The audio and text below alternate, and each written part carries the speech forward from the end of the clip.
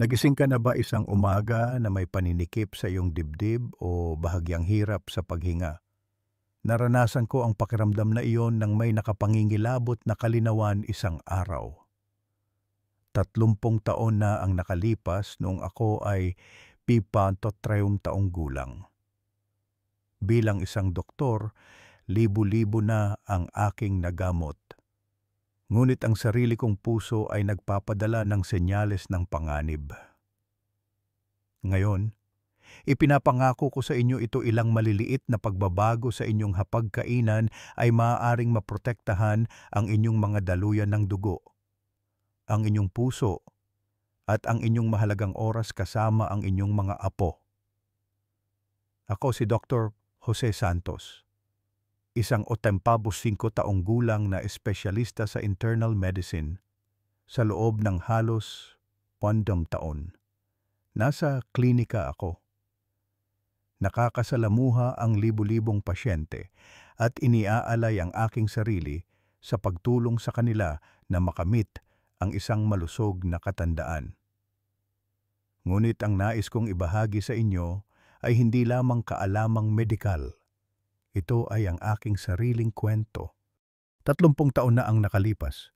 Nabuhay ako para sa lasa ng matatabang burger, cream sa aking kape, at matatamis na merienda. Sinasabi ko sa aking sarili, Doktor ako, kaya kong alagaan ang aking kalusugan. Ngunit isang araw, isang biglaang pananakit ng dibdib ang nagdala sa akin sa ospital. Ipinakita ng mga pagsusuri na ang aking mga ugat ay malapit ng mabarahan dahil sa mataas na kolesterol. Sa sandaling iyon, napagtanto ko na hindi ko tunay na matutulungan ang aking mga pasyente kung hindi ko muna babaguhin ang aking sarili. Ang mataas na kolesterol ay hindi lamang isang numero. Ito ay isang tahimik na mamamatay tao na dahan-dahang sumisira sa ating mga ugat. Humigit kumulang 40% ng mga Amerikano na higit sa 65 taong gulang ay may mataas na kolesterol. Ngunit higit sa kalahati ay hindi man lang ito alam. Ang nakakatakot ay madalas na walang mga sintomas. Ngunit mayroon ding pag-asa. Nang walang gamot o mamahaling paggamot, maaari mong linisin ang iyong mga ugat sa pamamagitan ng mga pagbabago sa iyong dieta at pang-araw-araw na gawain. Sa video na ito, ipinapangako ko sa iyo ang 3 bagay. Una, iwawasto ko ang ilang mga maling paniniwala tungkol sa mataas na kolesterol. Pangalawa, ibubunyag ko ang mga nakatagong mamamatay taong pagkain sa iyong hapagkainan. At pangatlo, ibabahagi ko ang mga gawi na maaari mong isama sa iyong routine sa loob lamang ng 10 minuto upang mapabuti ang iyong kalusugan sa daluyan ng dugo. Hayaan ninyong ikwento ko sa inyo ang tungkol sa aking pasyente. Ang 72 taong gulang na si Maria Rodriguez, 3 taon na ang nakalipas. Siya ay na-diagnose na may mataas na kolesterol at nakaramdam ng pagkawasak. Ang pag-iisip na iinom siya ng gamot habang buhay ay kinatatakutan niya. Nag-aalala siya na hindi na niya makikita ang kasal ng kanyang mga apo. Dati siyang nasisiyahan sa pritong manok at matamis na iced tea araw-araw at inakala niyang imposible na baguhin ang kanyang dieta. Ngunit sa ilang simpleng hakbang na ibinigay ko sa kanya, binaba ni Maria ang kanyang kolesterol ng 20% sa loob lamang ng 6 na buwan. Ngayon, naglalakad na siya sa parke kasama ang kanyang mga apo at ang kanyang ngiti ang aking gantimpala. Marahil ay nagtataka kayo kung anong pagkain ang kanyang inalis at anong mga gawi ang kanyang sinimulan upang mabawi ang kanyang kalusugan. Ang video na ito ay hindi lamang impormasyon, ito ang unang hakbang tungo sa isang malusog na katandaan. Sa susunod na 30 minuto, narito ako kasama ninyo. Tutulungan kayong iwasan ang mga panganib sa inyong plato at ibabahagi ang mga sikreto upang mapanatiling malinis ang inyong mga ugat. kaya't magsimula na tayo. Umaasa ako na ang paglalakbay na ito ay magdadala ng bagong sigla sa inyong puso. Ano ang pumapasok sa isip mo kapag naririnig mo ang terminong mataas na kolesterol? Naisantabi mo na ba ito bilang isang numero lamang sa isang pagsusuri ng dugo? Sa aking halos 50 taon bilang isang doktor, napagtanto ko na ang mataas na kolesterol ay higit pa sa isang numero. Ito ay isang tahimik na mamamatay tao na dahan-dahang sumisira sa ating mga ugat. Sa pagsisimula natin ng talakayang ito, nais kong iwasto ang ilang mga mapanganib na maling paniniwala tungkol sa mataas na kolesterol at isaalang-alang kung bakit napakalaki ng epekto ng kondisyong ito sa ating buhay. Ang mataas na kolesterol ay nangyayari kapag mayroong sobrang LDL o masamang kolesterol sa dugo, na pagkatapos ay naiipon sa mga pader ng mga ugat sa paglipas ng panahon. Ang pag-iipon na ito ay nagpapakipot sa mga ugat at maaaring humantong sa atake sa puso o stroke. Ang nakakatakot ay tahimik na umuunlad ang kondisyong ito.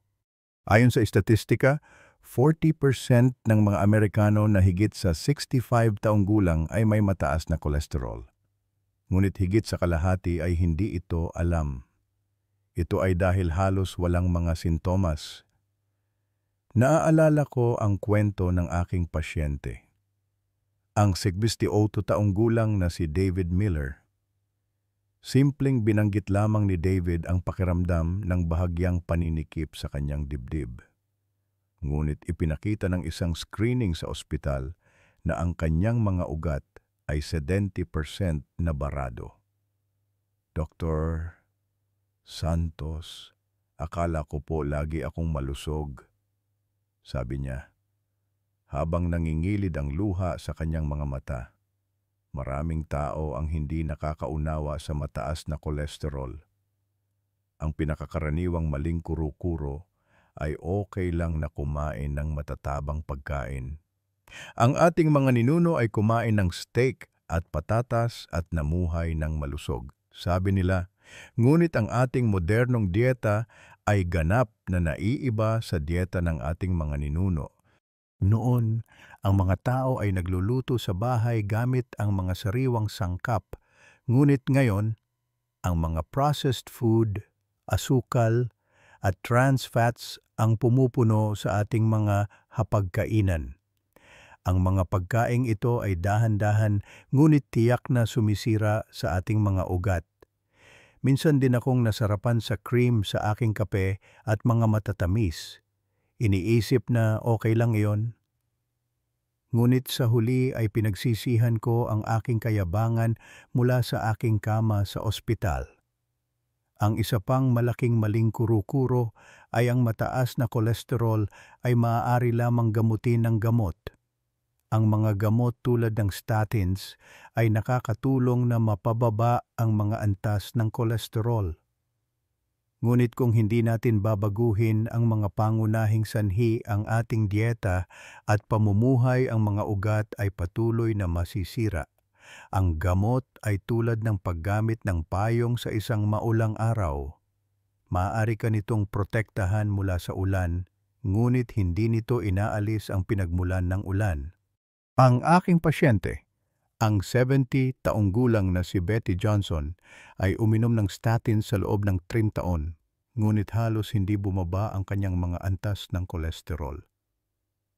Nang imbestigahan ko ang dahilan, nalaman ko na kumakain siya ng mga cheesy casserole at pritong pagkain para sa hapunan gabi-gabi. Kaya't iminungkahi ko na baguhin niya ang kanyang dieta kasabay ng pag-inom ng gamot. 6 na buwan pagkatapos, nagawa niyang bawasan ang dosis ng kanyang gamot at ang kanyang mga ugat ay mas malinis na. Ngayon, mas matagal na akong makapagluto kasama ang aking mga apo, sabi niya nang may ngiti, na isang malaking gantimpala para sa akin. Sa wakas, maraming tao ang maling naniniwala na ang mataas na kolesterol ay hindi maiiwasan habang tayo ay tumatanda. Totoo na humihina ang mga ugat habang tumatanda. ngunit hindi nangangahulugan na kailangan nating tanggapin ito. Ang isa sa aking mga pasyente, ang 82 taong gulang na si Robert Smith, ay nagsimula ng isang regimen ng dieta at magaan na ehersisyo matapos ma-diagnose na may mataas na kolesterol. 1 taon pagkatapos. Ang kanyang mga ugat ay kasing sihat ng 1 taong nasa 60s. Hindi ko akalain na kaya ko pang magbago ng ganito sa aking edad. Sabi niya habang naglalakad sa parke tuwing umaga, ang edad ay isang numero lamang sa maliliit na pagbabago. Maaaring maging malinis muli ang mga ugat. Ngayon na naiwasto na natin ang lahat ng mga maling paniniwalang ito. Marahil ay nagtataka kayo kung anong mga pagkain ang labis na sumisira sa ating mga ugat at kung ano ang kailangan nating gawin upang maiwasan ang mga ito. Kaya't kilalanin natin ang unang nakatagong mamamatay tao sa ating plato. Nakakain ka na ba ng 1 tasa ng kape na may creamer at 1 supot ng chips sa umaga? Iniisip na wala lang iyon. Ganon din ang aking pag-iisip noon. Ngunit napagtanto ko na ang mga trans fats na nakatago sa mga maliliit na gawin na iyon ay dahan-dahang sumisira sa aking mga ugat. Ngayon, pag-uusapan ko ang tungkol sa unang nakatagong mamamatay tao na nagpapalala sa mataas na kolesterol, ang trans fats, at magbabahagi ng mga simpleng paraan upang maiwasan ang panganib na ito at maprotektahan ang iyong mga ugat. Ang trans fats ay mga artificial na ginawang taba. Nakatago ang mga ito sa mga chips, pritong pagkain, ice cream, at maging sa tinapay o cookies na kinakain natin araw-araw. Ang mga taba na ito ay nagpapatigas sa mga pader ng ugat at ginagawa itong mas madaling pumutok o mabarahan. Natuklasan ng isang pag-aaral sa Harvard University na ang trans fats ay nagpapataas ng panganib ng stroke ng 30%. Ang nakakatakot ay masarap ang lasa ng trans fats at mura ito, kaya't nasasakop nito ang ating mga hapagkainan nang hindi natin namamalayan. Sa loob ng 30 taon, sinimulan ko ang aking abalang araw sa klinika na may kape na may creamer at 1 donut. Iniisip na okay lang iyon. Ngunit sa huli ay hinarap ko ang mga senyales ng babala mula sa aking mga ugat sa isang kama sa ospital. Naaalala ko ang kwento ng aking pasyente, ang 67 taong gulang na si Emily Wilson. Si Emily ay umiinom ng kape na may creamer at kumakain ng 1 supot ng chips tuwing umaga. Sinasabing iyon ang kanyang kaunting kaligayahan. Ngunit 1 taon pagkatapos, natuklasan sa isang screening sa ospital na kumipot na ang kanyang mga ugat. Doktor, ganito na po ako kumain buong buhay ko. Bakit po ito nangyayari ngayon? Tanong niya, litong-lito. Ipinaliwanag ko sa kanya kung paano nakakaapekto ang trans fat sa mga ugat. Sa kabutihang palad, binago niya ang kanyang dieta at ngayon ay nasisiyahan sa sariwang prutas at mani tuwing umaga. 6 na buwan pagkatapos, bumaba ng 15% ang mga antas ng kolesterol ni Emily. At sinabi niyang kayanan niyang makipaglaro ng board games sa kanyang mga apo nang hindi hinihingal. Kaya, paano natin maiiwasan ang trans fats? Ang unang sikreto ay basahin ang mga food label. Ang trans fats ay nakatago sa mga label sa ilalim ng mga pangalang tulad ng partially hydrogenated oil or shortening. Halimbawa, kapag bumili ka ng chips o tinapay, tingnan ang listahan ng mga sangkap. Kung nandoon ang mga salitang ito, ibalik mo ang item. Maaring maging abala ito sa simula, ngunit magiging isang ugali ito pagkatapos lamang ng 1 buwan. Sinasabi ko sa aking mga pasyente na ang pagbabasa ng mga label ay tulad ng isang treasure hunt para sa mga ugat, isang maliit na pakikipagsapalaran upang maprotektahan ang iyong kalusugan. Anong mga pagkain ang dapat mong piliin sa halip? Inirekomenda ko ang 10 na malusog na alternatibo na nagpoprotekta sa mga ugat: almonds, walnuts, avocado, olive oil, salmon, tuna, oats, quinoa, broccoli, at spinach. Ang mga pagkain ito ay mayaman sa omega-3 fatty acids at fiber na nagpapanatiling malinis sa mga ugat. Halimbawa, ang isang mangkok ng oatmeal sa umaga ay napatunayang nagpapababa ng kolesterol ng 10%. At ang pagdaragdag ng ilang blueberries sa oatmeal ay nagpapasarap dito at napakabuti para sa kalusugan ng ugat. Subukan din na kumain ng inihaw na salmon sa halip na pritong pagkain. Ang salmon ay mayaman sa omega-3s na nagbabawas ng pamamaga ng ugat. Matapos baguhin ang kanyang dieta, sinabi ni Emily Wilson, nagsimula akong kumain ng walnuts sa halip na chips at mas magaan at mas sariwa ang pakiramdam ko sa umaga. Nasisiyahan na ngayon si Emily na pumunta sa palengke kasama ang kanyang mga apo upang pumili ng mga sariwang gulay at isda. Ngayong gabi, kumain ng isang dakok ng walnut sa halip na chips. Maglagay ng isang tala sa ref na nagsasabing walnuts, oats, salmon upang hindi mo makalimutan. Ang maliit na pagbabagong ito ay gagawing mas malusog ang iyong mga ugat. Hindi mahirap iwasan ang trans fats. Basahin lamang ng mas maingat ang mga label sa supermarket at maghanda ng mga merienda sa bahay na may mga simpleng sangkap. Halimbawa, subukang igisa ng bahagya ang broccoli sa olive oil. Masarap ito at mabuti para sa iyong mga ugat. 80% ng aking mga pasyente ay nakakita ng pagbuti sa kanilang mga antas ng kolesterol sa loob ng 3 buwan ng pagbabawas ng trans fats. Kaya mo rin ito. Ngayon na alam na natin ang tungkol sa unang mamamatay tao, ang trans fats, kilalanin natin ang pangalawang mamamatay tao. Ito ay matamis ngunit sumisira sa atay at puso, isang lasa na gusto nating lahat. Nakainom ka na ba ng isang baso ng orange juice? Iniisip na ito ay malusog. Dati akong nasisiyahan sa matatamis na juice at yogurt tuwing umaga. Naniniwala sa parehong bagay. Ngunit matapos mapagtanto na ang asukal na nakatago sa mga matatamis na pagkain ito ay ang pangalawang nakatagong mamamatay tao na sumisira sa ating atay at puso, ganap kong binago ang aking dieta.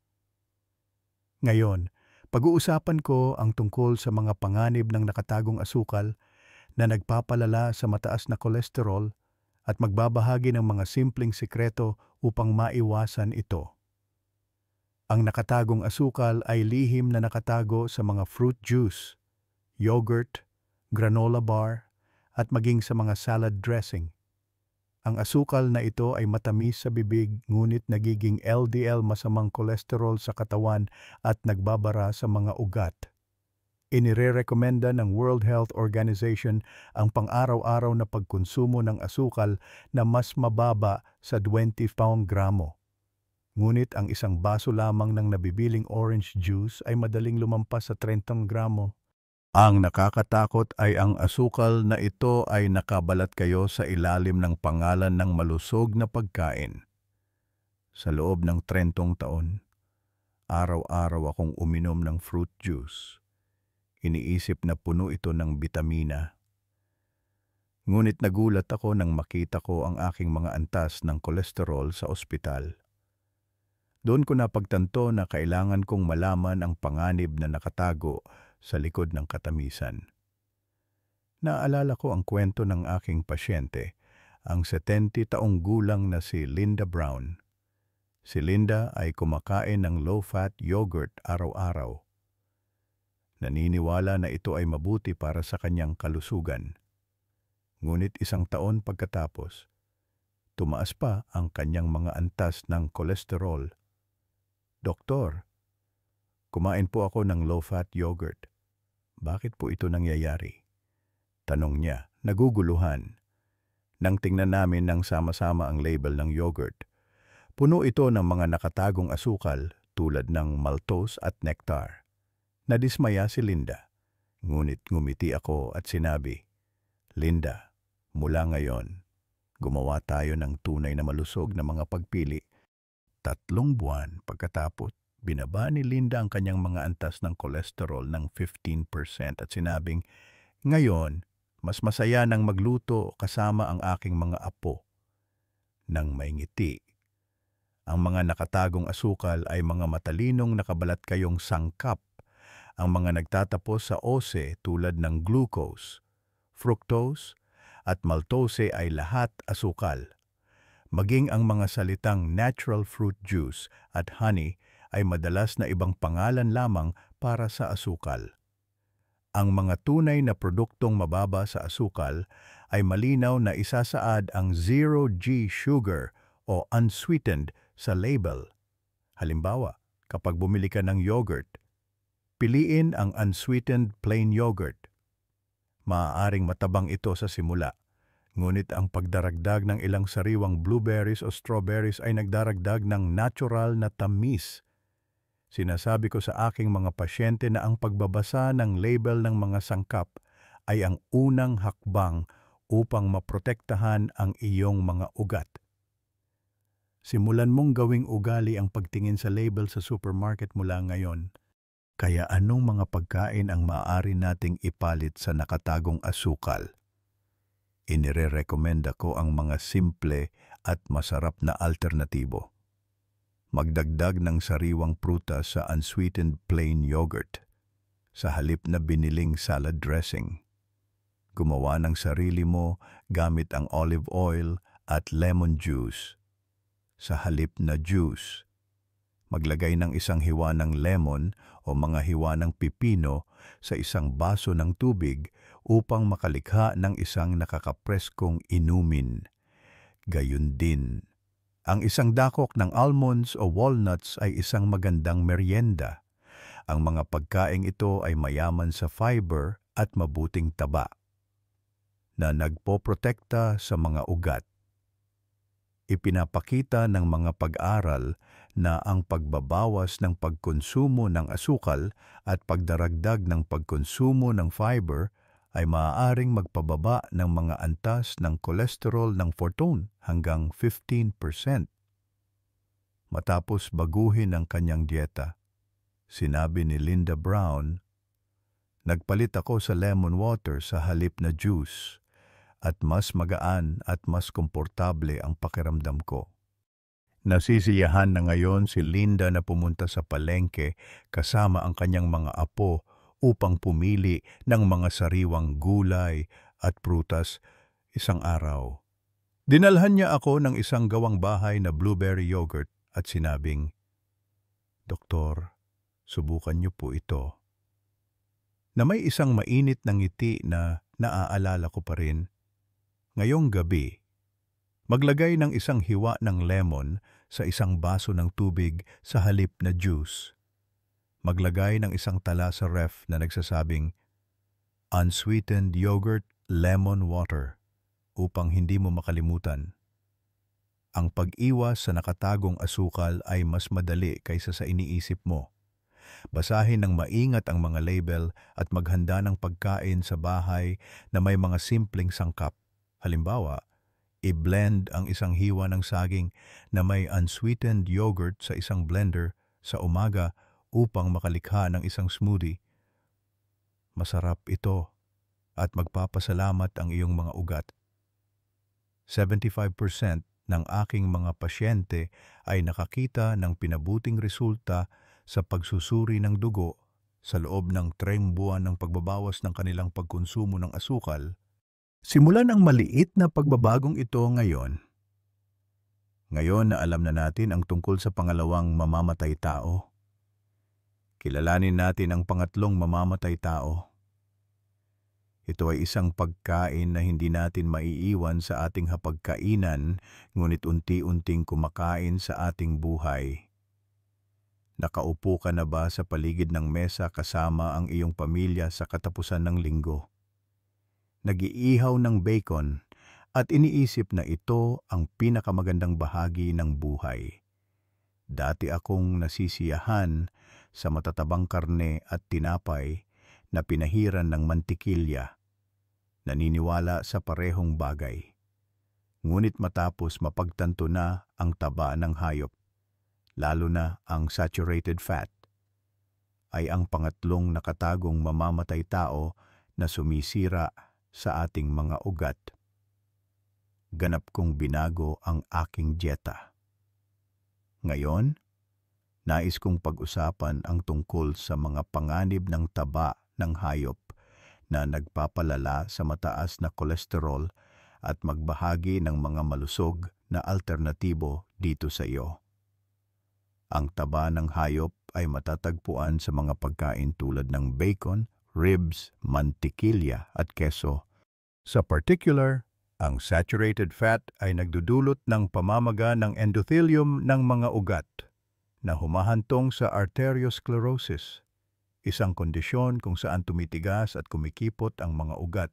Kung lumala ito, maaari itong humantong sa atake sa puso o stroke. Inirerekomenda ng American Heart Association na limitahan ang saturated fat sa mas mababa sa 6% ng iyong pang-araw-araw na pagkonsumo ng calorie. Halimbawa, kung kumakain ka ng 2,000 calories sa isang araw, ang iyong pagkonsumo ng saturated fat ay dapat na 30 gramo o mas mababa pa. Ngunit ang pagkain lamang ng 100 gramo ng bacon ay madaling lumampas sa limitasyong ito. Sa kabilang banda, ang unsaturated fat na matatagpuan sa mga pagkain tulad ng olive oil, salmon, at tuna ay nagpoprotekta sa mga ugat. Sa loob ng 30 taon, araw-araw akong kumain ng matatabang nilaga at karne. Iniisip na okay lang iyon. Ngunit sa huli ay hinarap ko ang mga panganib sa aking mga ugat sa isang ospital. Naaalala ko ang kwento ng aking pasyente, ang 65 taong gulang na si Tom Davis. Si Tom ay kumakain ng matatabang tadyang at nilaga tuwing gabi. Sinasabing, ganito na ako kumain buong buhay ko. Ano ang maaaring mali? Ngunit isang araw, isinugod siya sa ospital dahil sa biglaang pananakit ng dibdib. Ipinakita ng mga pagsusuri na ang kanyang mga ugat ay 60% na kumipot dahil sa saturated fat. Doktor, natatakot po ako na hindi ko na makikita ang kasal ng aking mga apo, sabi niya. Habang nangingilid ang luha sa kanyang mga mata, ipinaliwanag ko sa kanya ang mga panganib ng saturated fat at iminungkahi na baguhin niya ang kanyang dieta. 6 na buwan pagkatapos, bumaba ng 20% ang kanyang mga antas ng kolesterol. At sinabi niyang nasisiyahan na siyang maglakad sa parke tuwing umaga ng may ngiti. Kaya paano natin mababawasan ang taba ng hayop? Ang unang sikreto ay palitan ang karne ng isda. Subukang kumain ng inihaw na tuna o salmon steak sa halip na bacon o ribs. Ang tuna ay mayaman sa omega-3 fatty acids na nagbabawas ng pamamaga ng ugat.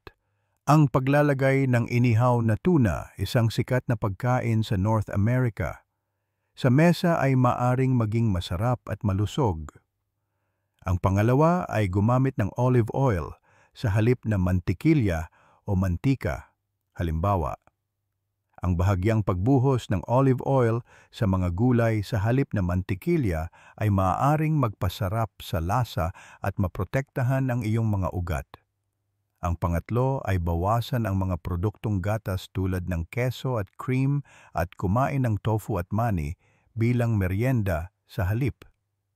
Ang tofu ay may napakakaunting saturated fat at mayaman sa protina, kaya't napakabuti nito para sa kalusugan ng ugat. matapos baguhin ang kanyang dieta.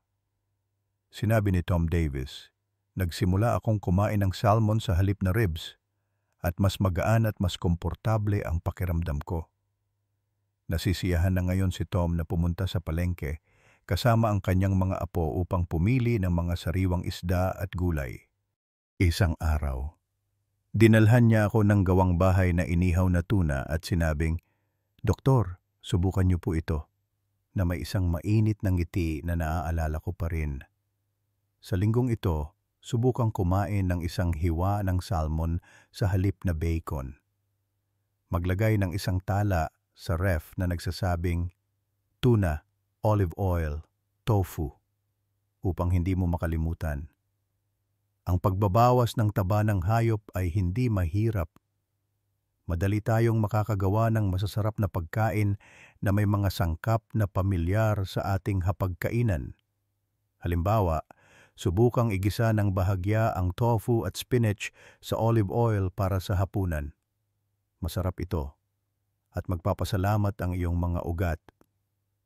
80% ng aking mga pasyente ay nakakita ng pinabuting resulta sa pagsusuri ng dugo sa loob ng 3 buwan ng pagbabawas ng kanilang saturated fat. Ipinapakita ng mga pag-aaral na ang pagpapalit ng saturated fat ng unsaturated fat ay maaaring magbawas ng panganib ng sakit sa puso ng 25%. Simulan ang maliit na pagbabagong ito ngayon.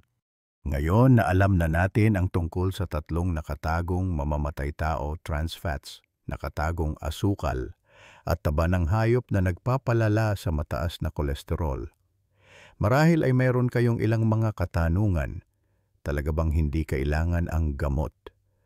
Maraming tao ang may mga katanungan tungkol sa gamot sa mataas na kolesterol. Anong uri ng tulong ang ibinibigay ng gamot sa mga ugat? At ano ang mga limitasyon nito? Alamin natin ang katotohanan. Nang ma-diagnose ka na, may mataas na kolesterol at nakatanggap ng reseta para sa gamot mula sa iyong doktor. Ano ang naisip mo? Nakaramdam ka ba ng ginhawa? Iniisip na magiging okay ka basta't umiinom ka ng gamot. Ganon din ang aking mga iniisip nang maospital ako dahil sa mataas na kolesterol 30 taon na ang nakalipas. Ngunit matapos makasalamuha ang libu-libong pasyente sa loob ng 50 na taon, napagtanto ko na ang gamot ay isang kasangkapan lamang upang pamahalaan ang mataas na kolesterol. At ang pangunahing solusyon ay nasa ating dieta at pamumuhay. Ngayon, pag-uusapan ko ang tungkol sa papel at mga limitation ng gamot sa mataas na kolesterol at hahanap ng mga paraan upang maprotektahan ang kalusugan ng iyong ugat nang hindi umaasa lamang sa gamot. Ang gamot sa mataas na kolesterol, lalo na ang statins, ay epektibo sa pagpapababa ng mga antas ng kolesterol. Pinipigilan ng statins ang produksyon ng kolesterol sa atay. Binabawasan ang LDL, masamang kolesterol sa dugo. Ipinapakita ng mga pag-aaral na ang pag-inom ng statins ay maaaring magpababa ng panganib ng sakit sa puso ng 20 hanggang 30%. Ngunit ang mahalagang bagay dito ay pinapagaan lamang ng gamot ang mga sintomas at hindi ginagamot ang sanhi ng mataas na kolesterol. Upang gumamit ng isang pagkakatulad, ang statins ay tulad ng paggamit ng payong sa isang maulang araw. Maaari ka nitong protektahan mula sa ulan sa loob ng isang panahon. Ngunit hindi nito inaalis ang pinagmulan ng ulan. Ang naramdaman ko matapos makita ang mga pasyente sa loob ng 50 taon ay maaaring patuloy na lumala ang kalusugan ng ugat kung aasa lamang tayo sa gamot. Naaalala ko ang kwento ng aking pasyente, ang 69 taong gulang na si Jane Williams. Si Jane ay patuloy na umiinom ng statin sa loob ng 5 taon, ngunit mataas pa rin ang kanyang mga antas ng kolesterol. "Doktor, masipag po akong umiinom ng gamot. Bakit po hindi ako gumagaling?" tanong niya. Dismayado, Tinanong ko siya tungkol sa kanyang mga gawi sa pagkain. Sinabi niya na kumakain siya ng mga pritong pagkain at cake tuwing gabi at matatabang nilaga tuwing katapusan ng linggo. Iyon ang problema. Nakakatulong ang gamot na bawasan ang kolesterol sa atay. Ngunit nababawasan ang epekto kung patuloy tayong magkakaroon ng masamang gawi sa pagkain. Iminungkahi ko na baguhin ni Jane ang kanyang dieta kasabay ng pag-inom ng gamot. Inirekomenda ko na kumain siya ng inihaw na tuna sa halip na pritong pagkain at walnuts sa halip na chips. 3 buwan pagkatapos, bumaba ng 18% ang kanyang mga antas ng kolesterol at nabawasan niya ang dosis ng kanyang gamot ng kalahati. Ngayon, nakakapaglaro na ako sa parke kasama ang aking mga apo nang hindi hinihingal. Sabi niya nang may ngiti na naaalala ko pa rin. Ang gamot ay isang makapangyarihang kasangkapan, ngunit may malinaw na mga limitasyon. Pinapababa ng statins ang kolesterol, ngunit patuloy na nasisira ang mga ugat kung hindi natin babaguhin ang mga salik sa pagkain tulad ng trans fats, asukal at saturated fat. Gayon din, hindi pantay ang epekto ng gamot para sa lahat.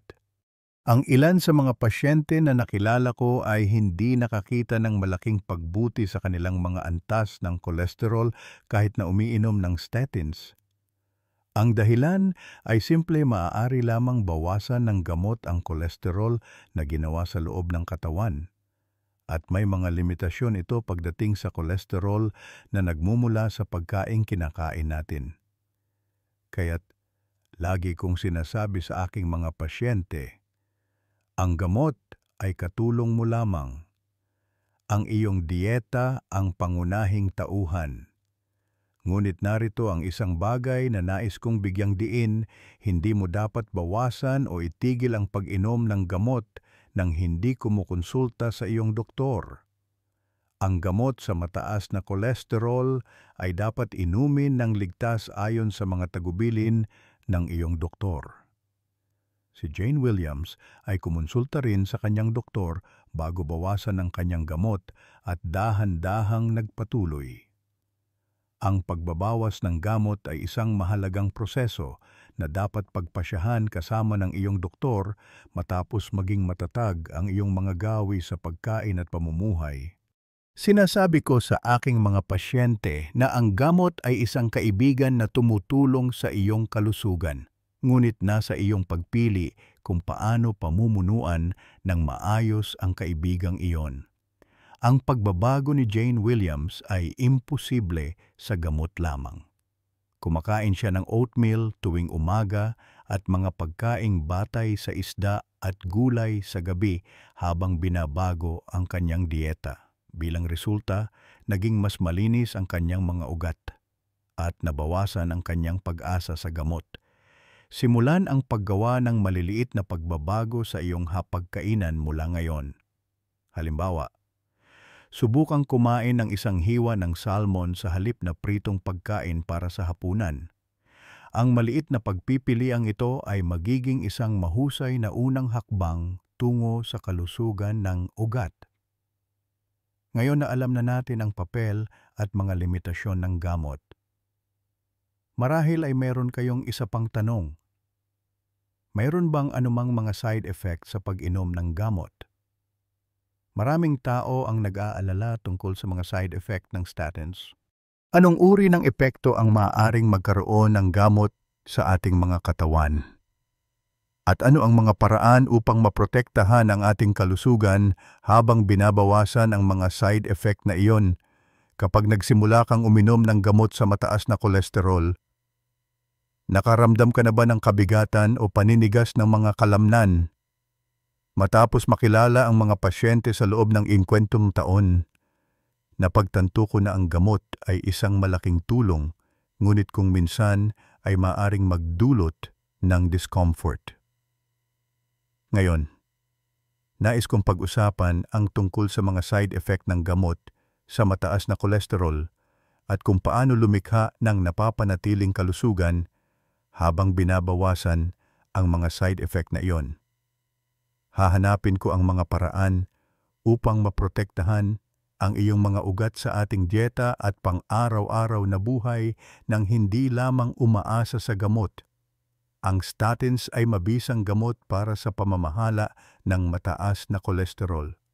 Pinapababa nila ang mga antas ng kolesterol at binabawasan ang panganib ng sakit sa puso. Ngunit meron din silang mga side effect. Ang pinakakaraniwang mga side effect ay pananakit ng kalamnan, pagkapagod, at liver dysfunction. Ipinapakita ng mga pag-aaral na 10 hanggang 15% ng mga taong umiinom ng statins ay nakakaranas ng pananakit ng kalamnan. Sa mga malubhang kaso, maaaring maramdaman mong mabigat ang iyong mga binti at nahihirapang maglakad. Ganoon din ang aking naranasan nang una akong ma-diagnose na may mataas na kolesterol at nagsimulang uminom ng statins, 30 taon na ang nakalipas. Kapag nagigising ako sa umaga, naninigas ang aking mga binti at hindi madaling mawala ang aking pagod. Doon ko napagtanto na ang gamot ay isang mahusay na kasangkapan, ngunit hindi ang kabuuan ng kalusugan. Naalala ko ang kwento ng aking pasyente, ang 73 taong gulang na si Harry Lee. Si Harry ay umiinom ng statin sa loob ng 3 taon upang pamahalaan ang kanyang mga antas ng kolesterol. Ngunit sinabi niyang mabigat ang kanyang mga binti at nakakaramdam siya ng sakit tuwing naglalakad siya mula isang araw. Doktor, dahil po ba ito sa gamot? Gusto ko pong pumunta sa parke kasama ang aking mga apo. Sabi niya, dismayado. Ipinaliwanag ko sa kanya ang posibilidad ng mga side effect ng gamot at iminungkahi na mag-ehersisyo siya at baguhin ang kanyang dieta kasabay ng pag-inom ng gamot. Nag-aalangan siya noong una, ngunit naglakas loob siyang subukan ito. 6 na buwan pagkatapos, bumaba ng 20% ang kanyang mga antas ng kolesterol at nabawasan niya ang dosis ng kanyang gamot ng kalahati. Wala nang mas kasiya siya pa kaysa sa aking mga paglalakad sa umaga ngayon. Sabi niya nang may ngiti na naaalala ko pa rin. Ang mga side effect ng statin ay hindi lumilitaw sa lahat. Ngunit ito ay isang problema na hindi natin maaring balewalain. Bilang karagdagan sa pananakit ng kalamnan, mayroon ding mga kaso ng pagkapagod, indigestion, at maging ng pagtaas ng mga antas ng liver enzyme.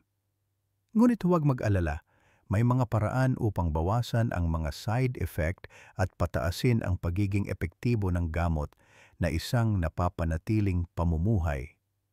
Ang unang sikreto ay dagdagan ang dietary fiber. Ang mga pagkain tulad ng oats, mansanas at broccoli ay mayaman sa dietary fiber na sumisipsip ng kolesterol at inilalabas ito sa katawan. Halimbawa, ang isang mangkok ng oatmeal sa umaga ay napatunayang nagpapababa ng kolesterol ng 10% sa mga pag-aaral. Ang pangalawa ay magaan na ehersisyo.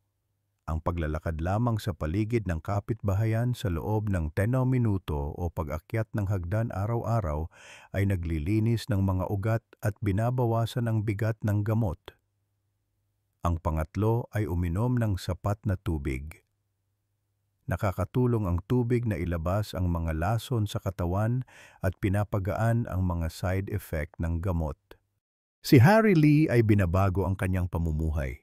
Kumakain ng isang hiwa ng mansanas at oatmeal tuwing umaga at naglalakad ng 10 minuto sa paligid ng kapitbahayan tuwing gabi. Sinabi niya, hindi ko alam na ganito pala kasarap ang pakiramdam na maglakad, makalanghap ng sariwang hangin at tumingin sa mga puno. Nasisiyahan na siya ngayong maglaro ng board games kasama ang kanyang mga apo sa parke at sinabing hindi niya akalain na ganito siya kasigla sa kanyang edad. Naglalagay siya ng isang tala sa likod ng pinto na nagsasabing 10 minutong paglalakad sa gabi at isinasagawa ito araw-araw. Ang 5 gawi na ito ay hindi mahal o komplikado. Maaari mo silang simulan ngayon sa bahay o sa iyong kapitbahayan. Halimbawa, maaari kang mag-stretch sa umaga habang nagtitimpla ng kape at maaari kang umakyat ng hagdan kapag pumunta ka sa supermarket. Ang mga paglalakad sa gabi ay mas kasiyasiya kapag ginagawa mo ito kasama ang iyong pamilya. Sinasabi ko sa aking mga pasyente na ang 5 minuto ng ehersisyo ay isang maliit na regalo para sa mga ugat kung iipunin mo ang mga maliliit na regalong ito. Magiging mas malusog ang iyong mga ugat. 80% ng aking mga pasyente ay nakakita ng pinabuting resulta sa pagsusuri ng dugo matapos sundin ang mga gawin na ito sa loob ng 3 buwan. Ipinapakita ng mga pag-aaral na ang magaan na ehersisyo ay maaaring magbawas ng panganib ng sakit sa puso ng 25% matapos magsimulang maglakad, sinabi ni Harry Lee. Hindi ko alam na ganito pala kasarap ang pakiramdam na maglakad, makalanghap ng sariwang hangin at tumingin sa mga puno. Gusto niyang maglakad sa paligid ng parke kasama ang kanyang mga apo at pag-usapan ang mga tanawin sa kapitbahayan na bago niyang natuklasan isang araw. Ipinakita niya sa akin ang isang larawan na kinunan niya kasama ang kanyang mga apo sa parke at sinabing, "Doktor, lahat po ng ito ay dahil sa paglalakad na may isang mainit na ngiti na naalala ko." Ang pagsisimula ng mga gawin na ito ay talagang simple. Sa sandaling itali mo ang iyong sintas ng sapatos at buksan ang pinto. Magpapasalamat ang iyong mga ugat. Halimbawa, maaari kang gumawa ng chair squats habang may commercial sa TV at maaari kang huminga ng malalim sa kama bago ka matulog. Ang mahalaga ay gawin ito ng paunti-unti araw-araw. Ang mga maliliit na hakbang na iyon ay magliligtas sa iyong mga ugat. Ngayon na alam na natin kung paano linisin ang ating mga ugat sa pamamagitan ng 5 minutong gawi. Narito ang isa pang bagay na dapat pag-isipan. Bakit binabago ng mga pagkain at gawin na iyon ang ating buhay? Anong uri ng mga pagbabago ang idinudulot ng mga bagong pagkain at ehersisyo sa katandaan? Alamin natin ng sama-sama sa susunod. Isipin ito ang sandaling umupo ka sa hapagkainan kasama ang iyong pamilya, tumatawa habang kumakain, o ang sandaling maglakad ka sa parke sa umaga, lumalanghap ng sariwang hangin. Alam mo ba na ang mga sandaling iyon ay hindi lamang pang-araw-araw na pangyayari kundi mga mahalagang susi sa isang malusog na katandaan? Napagtanto ko matapos magtrabaho bilang isang doktor sa loob ng 50 taon na ang mga pagkain at gawi sa katandaan ay hindi lamang tungkol sa nutrisyon, kundi ang kapangyarihan na lumikha ng mga alaala kasama ang iyong mga apo, kagalakan sa buhay at mga bagong simula. Ngayon, ibabahagi ko kung bakit binabago ng mga bagong pagkain at gawi na nagtatagumpay sa mataas na kolesterol ang iyong buhay at kung anong uri ng kaligayahan ang idinudulot ng mga pagbabagong iyon. Ang mataas na kolesterol ay hindi mapamamahalaan ng gamot lamang. Ang gamot ay isang kasangkapan lamang. At ang tunay na pangunahing tauhan ay kung ano ang nasa iyong hapagkainan. Sa sandaling iwasan mo ang trans fats, asukal, at saturated fat at pumili ng mga pagkain tulad ng quinoa, salmon, at olive oil, nagiging malinis ang iyong mga ugat at mas masigla ang pagtibok ng iyong puso. Ipinapakita ng mga pag-aaral na ang pagdaragdag ng dietary fiber at unsaturated fat ay nagbabawas ng panganib ng sakit sa puso ng 25%. Ngunit ang mas mahalaga kaysa sa mga numerong iyon ay ang kagalakan na idinudulot ng mga pagbabagong iyon sa iyong pang-araw-araw na buhay. Isang buhay kung saan magaan kang nagigising sa umaga at nakikipaglaro ng board games sa iyong mga apo. o natutulog ng komportable sa gabi. Iyon ang hinaharap na ibinibigay ng mga bagong pagkain bilang regalo sa iyo. Naaalala ko ang kuwento ng aking pasyente.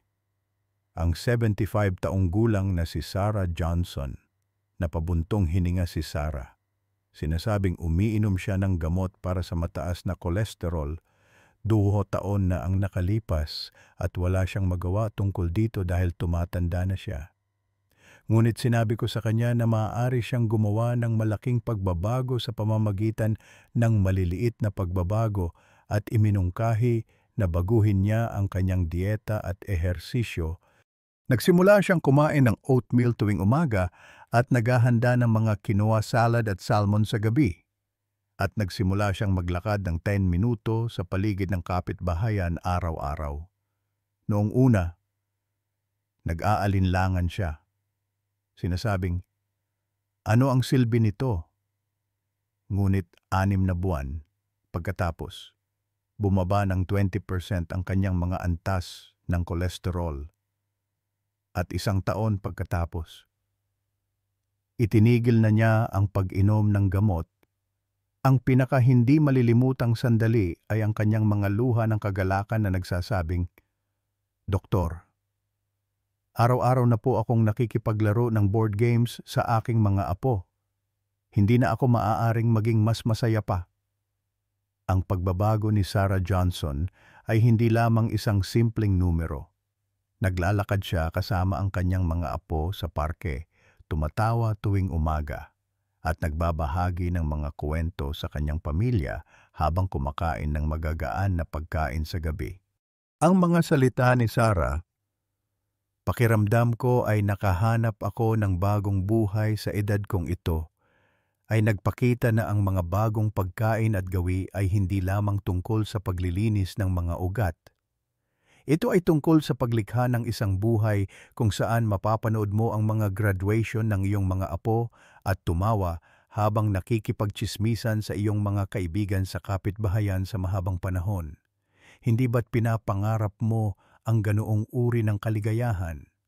Kaya paano mo ito sisimulan? Hindi ito komplikado. Kumain ng 1 mangkok ng oatmeal tuwing umaga, inihaw na salmon at brown rice para sa tanghalian, at 1 quinoa salad at salmon para sa hapunan.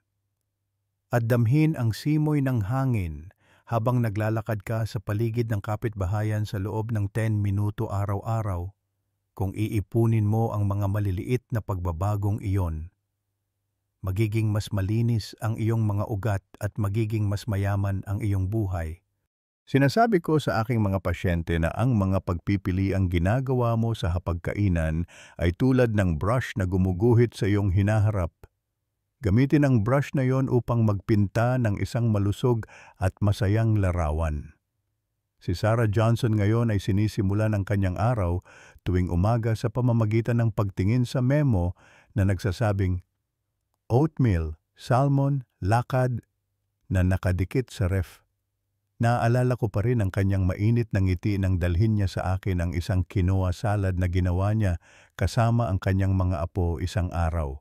Sinasabing, Doktor, subukan niyo po ito. Sinabi ni Sarah na makikita niya ang kasal ng kanyang mga apo ng malusog. Salamat kay Dr. Santos. Simulan ang maliit na pagbabagong ito. Maglagay ng 1 memo sa ref at lumabas para sa 1 10-minutong lakad ngayong gabi. Ang mga pagbabagong iyon ay hindi mahal o mahirap. Magagawa mo ito gamit ang mga sangkap at oras na nasa ating mga hapagkainan at pang-araw-araw na buhay. 85% ng mga pasyente ay nakakita ng pinabuting resulta sa pagsusuri ng dugo 6 na buwan matapos baguhin ang kanilang dieta at mga gawi sa ehersisyo. Ngunit ang mas malaking regalo ay ang mga ngiti at sigla na kanilang nabawi. Malalaman mo rin na nagiging mas magaan ang bawat umaga at nagiging mas mahalaga ang iyong oras kasama ang iyong mga apo kung sisimulan mo ang paglalakbay na ito ngayon. Ngayon na alam na natin kung paano binabago ng mga bagong pagkain at gawi ang iyong buhay. Narito ang isang huling mensahe na nais kong ibigay sa iyo habang tinatapos natin ang buong paglalakbay na ito. Huwag kalimutan na ang mga maliliit na pagbabagong iyon ay hindi lamang isang dieta, kundi isang pangako para sa iyong hinaharap. Tapusin natin ito sa kung paano tuparin ang pangakong iyon. Ngayon, naglakad tayo ng sama-sama sa isang paglalakbay upang madaig ang mataas na kolesterol. Natutunan natin kung paano iwasan ang mga nakatagong mamamatay tao na tinatawag na trans fat. Nakatagong asukal at taba ng hayop, punuin ang ating mga mesa ng oatmeal, salmon at quinoa at bigyan ng bagong buhay ang ating mga ugat sa pamamagitan ng 5 minutong paglalakad at pag-unat. Hindi ba't kamangha-mangha kung paano ang lahat ng iyon ay isang pagbabago na magagawa mo gamit ang iyong sariling mga kamay? Hindi gamot. Matapos magtrabaho bilang isang doktor sa loob ng 50 taon, nakita ko ang hindi mabilang na mga pasyente na gumawa ng mga pagbabago. Ngunit ang kanilang mga ngiti at ang mga kwento ng paghahanap ng bagong buhay ang pinakadakilang regalo sa akin. Sa huli, nais kong ibahagi ang kwento ng 70 taong gulang na si Susan Martinez. Si Susan ay laging pagod at hinihingal dahil sa mataas na kolesterol, kaya't wala siyang sapat na oras upang makipaglaro sa kanyang mga apo. Sabi niya habang umiiyak, "Doktor, natatakot po ako na hindi ko na mapapanood ang mga graduation ng aking mga apo ng ganito." Ngunit hindi siya sumuko. Kumain siya ng oatmeal tuwing umaga at naghanda ng mga salmon salad sa gabi. At naramdaman niya ang simoy ng hangin habang naglalakad sa paligid ng kapitbahayan sa loob ng 10 minuto araw-araw. 6 na buwan pagkatapos, bumaba ng 20% ang kolesterol ni Susan. At sabi niya, habang pinupunasan ang kanyang mga luha, "Ngayon, nakikipaglaro na ako ng board games sa aking mga apo nang hindi hinihingal." Sinabi ngayon ni Susan na tumatawa siya habang tinitingnan ang memo na nagsasabing oatmeal, salmon, lakad sa ref araw-araw. Ang mga pagbabagong iyon ay posible rin para sa iyo. Hindi ito komplikado o mahal. Maglagay ng isang maliit na memo sa ref at lumabas para sa isang 10-minutong lakad ngayong gabi. Para sa almusal, kumain ng isang mangkok ng oatmeal at para sa hapunan, kumain ng isang hiwa ng salmon. Ang mga maliliit na pagpipiliang iyon ay maiipon. Lilinisin ang iyong mga ugat at gagawing mas mahaba ang mahalagang oras kasama ang iyong mga apo. Naiisip ko na magigising kang magaan bukas ng umaga, kumakain, tumatawa kasama ang iyong pamilya. Ang tanawing iyon ang iyong bagong buhay. Ngayon, oras na para gawin ang unang hakbang. Magsimula mula ngayon. Mag-iwan ng komento pagkatapos i-post ang oatmeal salmon lakad na memo sa Reften. Ibinabahagi kung ano ang iyong nararamdaman sa loob ng isang linggo sa pamamagitan ng pagpindot sa subscribe at like button. Ang pagpapakalat ng karunungang ito ay magbibigay daan sa ating lahat na lumikha ng isang mas malusog na katandaan. Sinusuportahan ko ang iyong malusog na hinaharap. Magkita-kita tayong muli sa susunod na video.